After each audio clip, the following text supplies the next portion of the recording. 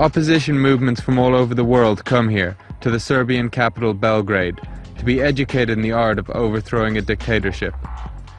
The Serbs have used their experience 12 years ago to form a revolution training school, the Center of Strategy for Non-Violent Resistance, or for short, CANVAS. Chief Instructor Serdar Popovic is one of the few CANVAS members who would show his face publicly in front of the camera. It was here in his office that the Egyptian revolution was planned. The trick is that you don't push, you pull. What you're actually doing is actually persuading these people from the police force, from military force, that there will be a place for them in the new Egypt. And it isn't just Egyptians getting trained in the art of revolution here. The part of our work now is focused back to Middle East because of the few reasons. First of all, the struggle is not over. And we're already talking about 8 or 9 different countries. In some of these countries, which I of course wouldn't mention, we have very good groups which we are communicating with. We don't want to endanger these groups, so we wouldn't speak about this openly. In some of these countries, we are just observing situation and preparing analytics. It is very interesting what will come out. Cairo in early February. The sudden appearance of the wild horsemen at this demonstration shocked the world over. Storming into the crowd, they split the peaceful demonstration apart. Yet what seemed like a brutal attack by the Mubarak regime was actually a staged affair, intended for the national and international media. The message? Egypt is in a state of chaos.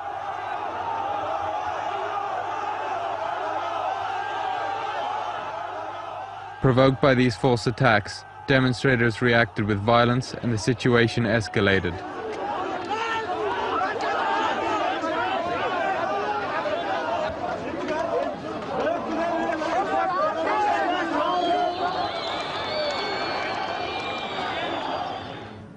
Right from the start, the revolution consultants follow a specific strategy, a strategy developed by the Serbian organization Otpor.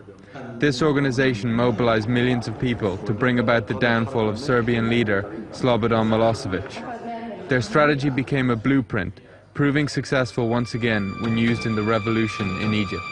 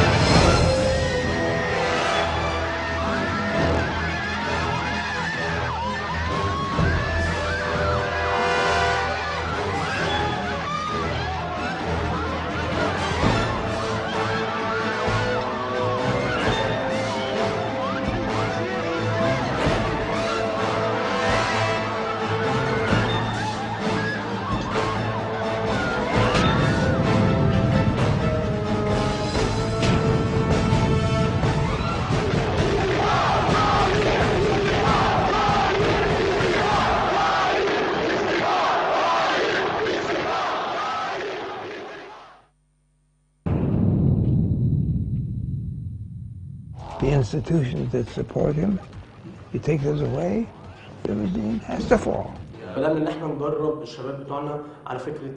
Otpor organized workshops in the outskirts of Cairo. In these workshops we were trained in the art of peaceful resistance. We had to learn that the police are not our enemy and that we must try to get them on our side. We had to impress people with the idea of non-violent resistance.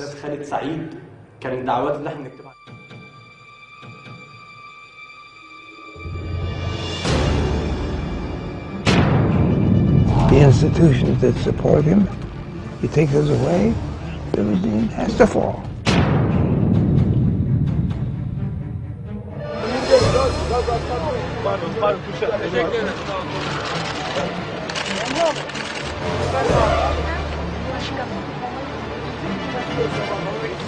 Amirim izin verin de şu arkadaşlar yetişsin. Ne anlamda?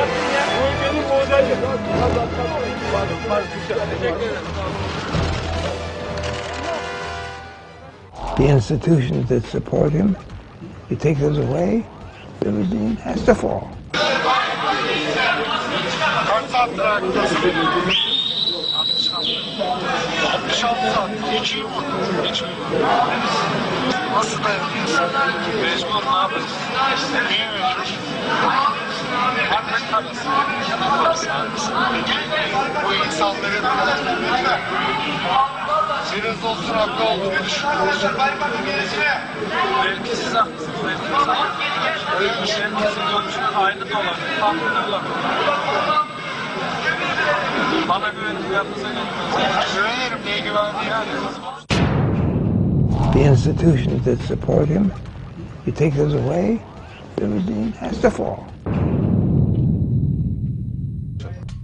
Despite the internet, the revolution trainers spend most of their time traveling to countries in need of a well-organized resistance. Just in the past year, Serda Popovic has flown over 100,000 miles. His inside knowledge and experience is his capital. One of the tricks is making everybody busy. Okay? Because when people are busy, they don't have time to be afraid.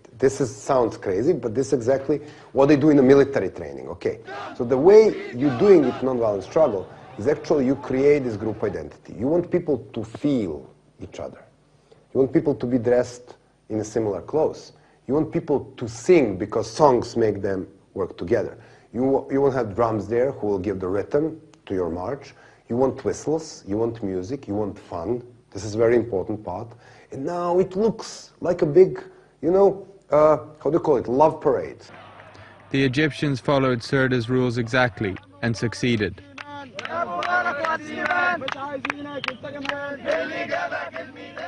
The whole world was watching as the people celebrated on Tahrir Square. You want people to sing because songs make them work together.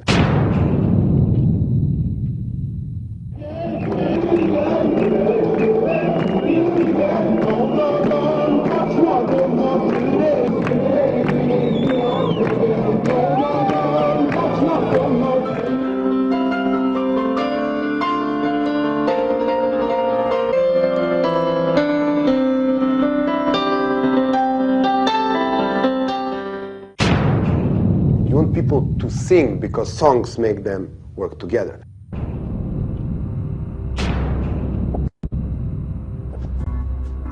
It was here, outside the Belgrade parliament, that Otpor's influence began. How many countries you were working with that after this? We worked with 37 countries after the Serbian Revolution. We had a successful 5 revolutions now before Middle East. And this is Georgia, Ukraine, Lebanon, Maldives, and now Egypt and Tunisia, and the list will grow longer. And then at the end, we don't have an idea in how many countries the clenched fist of Otpor was used. There's probably a dozen countries right now. After Milosevic's downfall, Otpor became an international phenomenon. The symbol of the fist reappears all over the world as the signature of the revolution makers. It re-emerged in Kamara, Georgia, followed by Oborona in Russia, then in Venezuela and Iran, and most recently it was used by the opposition groups in Egypt.